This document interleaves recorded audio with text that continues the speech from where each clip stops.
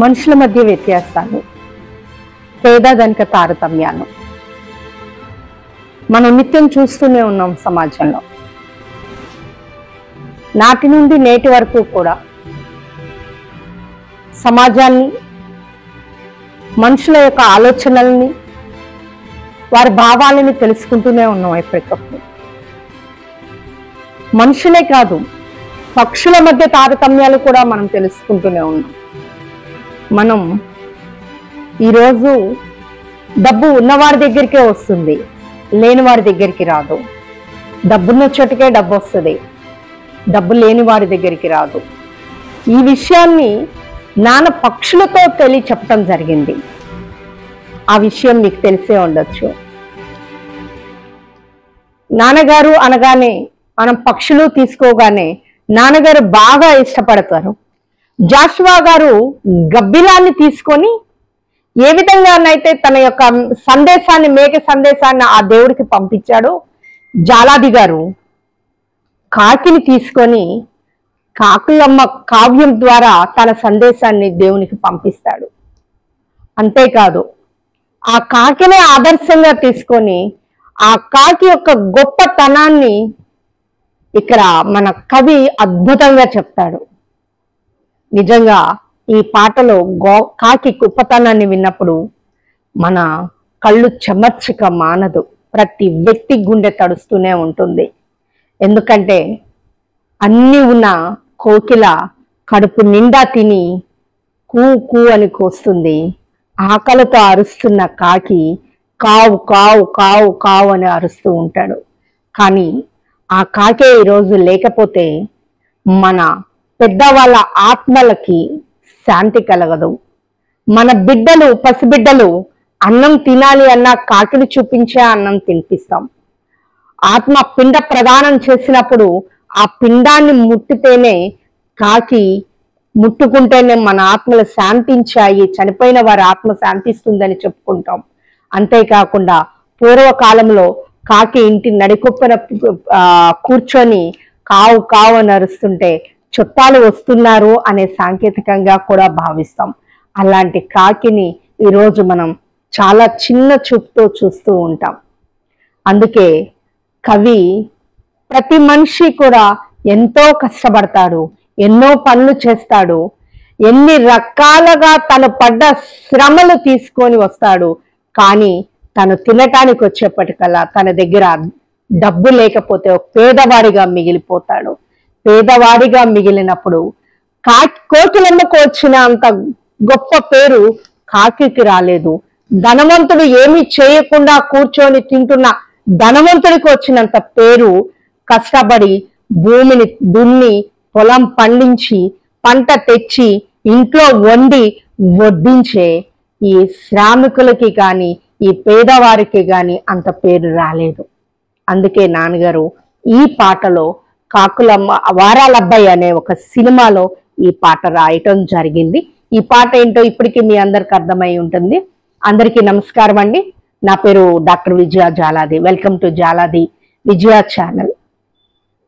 ఈరోజు ఈ పాట పరిచయంలోకి వెళ్లే ముందుగా ది గ్రేట్ కళామ తల్లి ముద్దు బిడ్డ, గ్రేట్ ఆర్టిస్ట్, గొప్ప వ్యక్తి, అటు పాత తరంలో కానీ ఇటు కొత్త తరంలో కానీ వారధిగా మిగిలిన మన ఏకైక కథానాయకుడు, అద్భుతమైన నటుడు, ఇప్పటికీ కూడా ప్రతి ఒక్కరిని గుర్తుపెట్టుకొని పేరు పెట్టి పిలుస్తూ చిన్నవారి దగ్గర తను చిన్నవాడై అందరితో మమేకమై ఇప్పటికీ కూడా నటిస్తూనే తెలుగు కళామ తల్లి వారసునిగా, కళామ తల్లి గర్వించే విధంగా ఎన్నో గొప్ప సినిమాలు చేసిన మన మురళీమోహన్ గారు, జైబెర్రీ ఆర్ట్స్ పిక్చర్స్ అధినేత మన మురళీమోహన్ గారు పుట్టినరోజు సందర్భంగా ఆయనకి శుభాకాంక్షలు తెలియచేసుకుంటున్నాను జాలాది విజయ ఛానల్ ద్వారా. ఎందుకంటే మురళీమోహన్ గారికి, నాన్నగారికి చాలా మంచి అనుబంధం ఉంది. మార్నింగ్ అంకుల్కి ఫోన్ చేశాను, మురళీమోహన్ గారికి బర్త్డే విషెస్ చెప్పాను. అమ్మా నువ్వు రాస్తున్నావా అని నన్ను అడిగారు. రాస్తున్నాను సార్, నేను కూడా రాస్తున్నాను అని చెప్పడం జరిగింది. ఈ 4 రోజుల్లో హైదరాబాద్ వస్తే ఒకసారి కలుస్తాను సార్ అన్నాను. వచ్చి కలవమని చెప్పారు నాన్న. ఎందుకంటే ఎన్టీ రామారావు గారి శకపురుషుడు పురస్కారాన్ని తీసుకొని నేను వెళ్తూ ఉన్న సమయంలో గబగబా నా చెయ్యి పట్టుకొని, అమ్మా నువ్వు మా జాలాది కూతురువా? అవునండి. ఇంత గొప్ప ఇదమ్మా, ఆయనకి మీ నాన్నకి నాకు ఉన్న అనుబంధం ఎంత గొప్ప అనుబంధమో మీకు తెలుసా అని చెప్పారు. నిజమే, మా ఊరు పాండవుల దగ్గర నుంచి రక్త తిలకం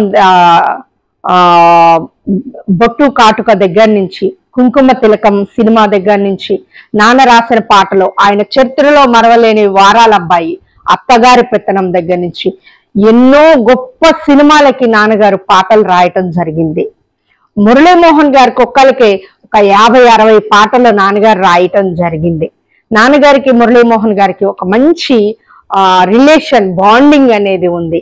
అందుకనేనేమో ఆయన నన్ను అంత ఆప్యాయంగా, అమ్మా ఎలా ఉన్నారు విజయమ్మ, బాగున్నావా అని నన్ను పలకరించే అంతగా అనిపించింది. ఈరోజు ఆయనకి మనస్ఫూర్తిగా మా జాలాది కుటుంబ సభ్యులందరూ కూడా, మా అన్నయ్య అండ్ మా అక్కలు చెల్లి అందరం కూడా మురళీమోహన్ గారికి మేము శుభాకాంక్షలు తెలియచేసుకుంటున్నాం.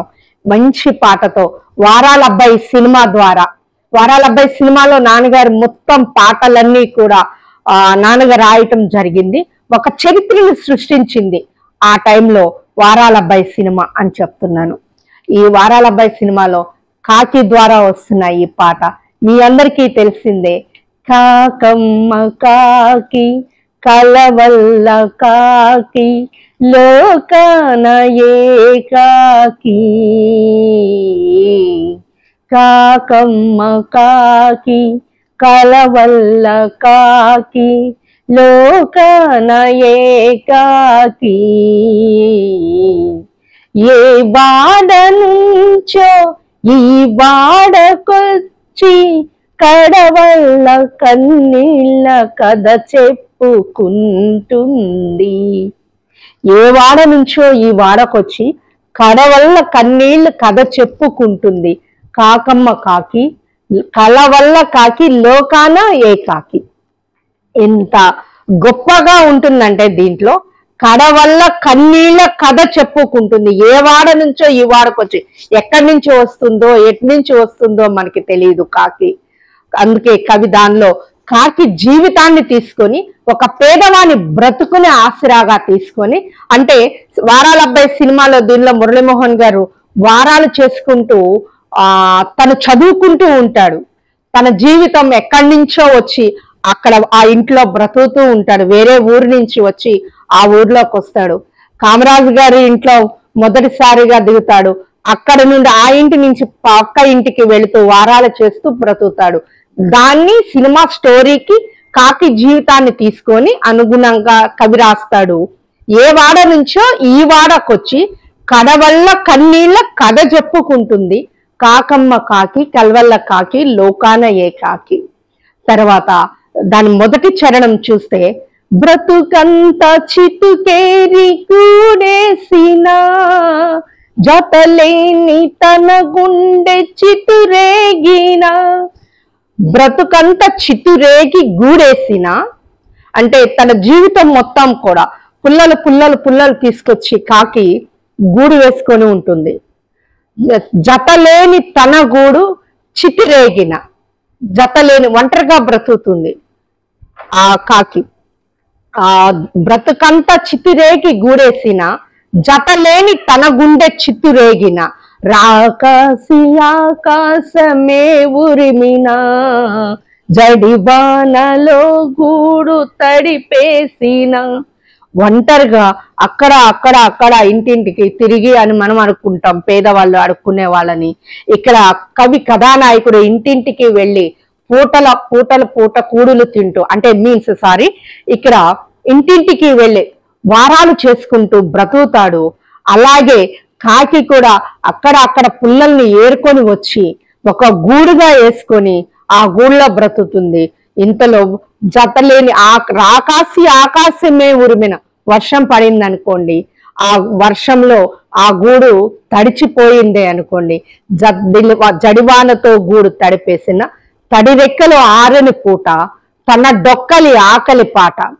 తడి రెక్కలు ఆరని పూట, తడి రెక్కలు ఆరని పూట తన డొక్కలి ఆకలి పాట.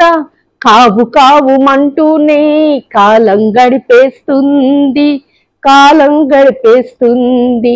తడి రెక్కలు ఆరని పూట తన డొక్కలి ఆకలి పాట కావు కావు మంటూనే కాలం గడిపేస్తుంది.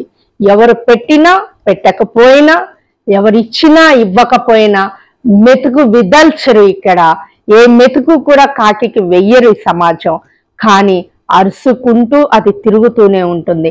కవి మొదటి చరణాన్ని మళ్ళీ ఒకసారి మనం చూసుకుంటే, బ్రతుకంత చితిరేగి గూడేసిన జతలేని తన గుండె చితిరేగిన, రాకాసి ఆకాశమే ఉరిమిన జడివానతో గూడు తడిమేసిన, పడి రెక్కలు ఆరని పూట తన డొక్కలి ఆకలి పాట.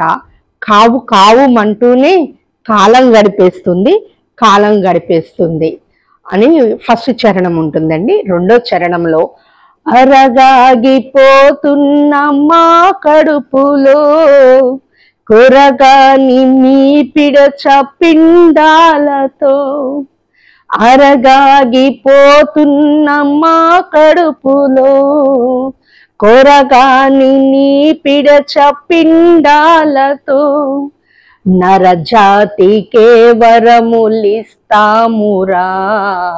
పరలోక సుఖ శాంతి తెస్తామురా. ఎంత మంచి వర్డ్స్ అండి ఈ పాటలో. అరగాగిపోతున్న మా కడుపులో కొరగాని నీ పిడిచ పిండాలతో. మనం మన ఇంట్లో పెద్దవాళ్ళు చనిపోయినప్పుడు మనం పిండ ఆత్మ శాంతించటం కోసం పిండ ప్రదానం చేస్తాం. ఆ పిండాల్ని ఒక ముద్దను తీసుకెళ్ళి బయట పెడతాము. ఆ ముద్ద కాకి వచ్చి ముట్టాలి. ఆ ముద్ద తప్పితే మళ్ళీ ఎక్కువ కూడా మనం పెట్టేది లేదు. అరగాకి పోతున్న మా కడుపులో కొరగాని నీ పిడచ పిండాలతో, కొరగాని కొంచెం తక్కువ ఒక పిండాన్ని అలా పెట్టడం వల్ల మీ పిండాలతో నరజాతికే వరములు ఇస్తామురా. మేము ఆ పిండాన్ని ముట్టిన వెంటనే మీ నరజాతికి వరాన్ని ఇస్తాం, ఆత్మ శాంతిస్తుంది, ఆత్మ పరలోకానికి వెళుతుంది అని అంటారు. కాబట్టి పెద్దలు నరజాతికే వరములు ఇస్తామురా, పరలోక సుఖ శాంతి తెస్తామురా. అంటే ఆ ఆత్మ శాంతి కలుగుతుంది కాబట్టి పరలోకానికి వెళుతుంది అన్న ఒక ఆలోచనతో ఆ కవి అక్కడ చెప్తాడు. ఈ కాకుల ఆకలి పాట లోకానికే ఏకువ పాట, ఈ కాకుల ఆకలి పాట లోకానికి ఏకువ పాట. ఏ పూట పాడాలంటే కాకెంగిలి కావాలంట, కాకెంగిలి కావాలంట. ఏ రోజు కూడా పాడాలంటే కాకెంగిలి, కాకెంగిలి కావాలంటే. అంటే మనం చిన్నప్పటి నుంచి చూసుకుంటూ ఉంటే చిన్నపిల్లలకి కాకెంగిలితో పెడతాం. కాకెంగిలి అంటే మీ అందరికీ తెలుసు, మనందరం కూడా చిన్నప్పుడు కాకెంగిలితోనే చాలా ఆడుకుంటూ చదువుకునేటప్పుడు ఏదైనా తినేది ఒకళ్ళ దగ్గర ఉంటే దాని మీద ఒక క్లాత్ వేసి మనం కొరికి ఇస్తాము, దాన్ని కాకెంగిలి అని అంటారు. ఏ పూట పాడాలన్నా కాకెంగిలి కావాలంట. అంటే కాకి తను పాడుతూ తన జీవితాన్ని కాకిని కథా వస్తువుగా తీసుకొని ఇక్కడ కవి కథానాయకుడికి యాడ్ చేస్తూ తన జీవితంలో కథానాయకుడికి చిత్రంలో జరుగుతున్న సంఘటనలు దృష్టిలో పెట్టుకొని, అంతేకాకుండా సమాజంలో ఒక పేదవాళ్ళు అనుభవిస్తున్న బాధను దృష్టిలో పెట్టుకొని కాకి కోసం కవి అద్భుతంగా రాయటం జరిగింది. అలాగే ఈ మధ్య మన డైరెక్టర్ వేణు గారు ఒక అద్భుతమైన సినిమా తీశారు, బలగం సినిమా. దాంట్లో కేవలం సినిమా మొత్తం కూడా ఆ కాకి చుట్టూనే తిరుగుతూ ఉంటుంది. కాకి వచ్చి ఆ పిండాన్ని ముట్టడం కోసమే జరుగుతూ ఉంటుంది. అద్భుతమైన సినిమా అది కూడా. అంటే కాకిని కథా వస్తువుగా తీసుకొని హైలైట్ చేస్తూ అది నిజం. అంటే మన ఆత్మలు, పెద్దవాళ్ళు చనిపోయిన వారి ఆత్మలు శాంతించాలంటే కాకి కావాలి. మన బిడ్డల అన్నం తినకపోతే పసిబిడ్డలు అప్పుడు అదిగో కాకి వస్తుంది చూడు, కా కా కా అంటూ కాకిని చూపిస్తూ అన్నం తినిపిస్తాం. మన చుట్టాలు ఎవరైనా వస్తున్నారంటే కాకి అరిస్తే చుట్టాలు వస్తున్నారు అని చెప్తాము. కాకెంగిలి అని చిన్నప్పటి నుంచి చెప్పుకుంటూ ఉన్న మనం ఈరోజు ఆ కాకిని చాలా నీచంగా చూస్తాం, పనికిరాని దానిగా చూస్తాం. అదే విధంగా మనం కూడా కాకిని అంటే ఎంత అసహించుకుంటామో మనకి తెలుసు. కోకిలని చాలా గొప్పగా చూస్తూ ఉంటాం. కోకిల గుడ్లు పెడుతుంది అంతే, కానీ పొదిగేది అన్ని చేసేది కాకే. ఈ విషయాన్ని అందరూ దృష్టిలో పెట్టుకోవాలి. బాగా ధనంతో ఉన్న మాము చిగురు తిన్న కోకిల కడుపు నిండి కూ కూ అని పాడుతుంది. మెతుకు లేక కాకి కాకా అంటుంది. ఇదే విషయాన్ని నాన్నగారు ఒక కథా వస్తువుగా, కాకిని కథా వస్తువుగా తీసుకొని కాకులమ్మ కావ్యం కూడా రాయటం జరిగింది. దీనికి ముందు మాట మన శబ్దాలయ అధినేత ఎంఎస్ రెడ్డి గారు రాయటం జరిగింది. నేను ఆ విషయంలో నాన్నగారు ఇంటర్వ్యూ పిహెచ్డి చేసే సమయంలో ఎంఎస్ రెడ్డి గారిని కూడా కలవటం జరిగింది. అప్పుడు నాన్నగారు, ఏమయ్యా జాలాది, ఆ కాకి నిన్నెందుకు తన్నాలి, నిన్నెందుకు నీతో ఇలా మాట్లాడించాలి, ఇలాంటి ఇది నీతో ఎలా రాయించిందయ్యా అని ఎంఎస్ రెడ్డి గారు మాట్లాడటం, నాకు అద్భుతంగా ఇంటర్వ్యూ ఇవ్వటం కూడా జరిగింది. ఈ సందర్భంగా ఎంఎస్ రెడ్డి గారిని కూడా గుర్తు చేసుకుంటున్నాను. నాన్నగారు ఆ కాకి కోసం చెప్తూ, అంటే ఆ కావ్యంలో ఉన్న ఒక్క చిన్న లైన్ చెప్తానండి, చెప్పచ్చో లేదో అని నేను చెప్పాలి అని అనుకుంటున్నా. దానిలో కాకి గొప్పతనం చెప్పడం కోసం కాకి అంటుంది కాకులమ్మ కావ్యంలో, మీ ఉచ్చగుంట రుచికే ఇంత ఉచ్చులైతే అండపిండము నుంచి పుట్టిన నేనెంత గొప్పవాడినిరా అని మనిషిని, నరుణ్ణి కాకి అంటుంది, నరుడితో కాకి అంటుంది.